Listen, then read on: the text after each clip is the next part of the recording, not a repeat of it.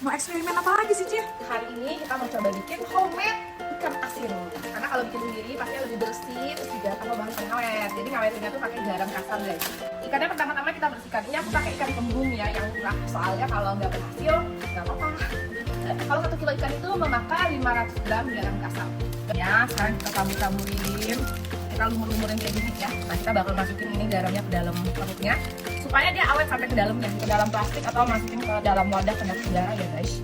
Kita tunggu sampai 7 hari. Kita lihat ya, apakah bakal jadi busuk, buntat atau apa. Nih, akhirnya ikan asinnya udah jadi guys tuh. Bener-bener dia kaku banget dan ini udah didiamkan di suhu ruangan sekitaran 9 hari ya.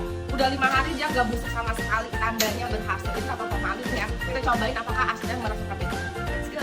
Wah, ini nih ikan asinnya nih, homemade guys. Ini sudah digoreng ya. Kalau orang biasanya bilang, gua makan nasi sama ikan asin aja cukup.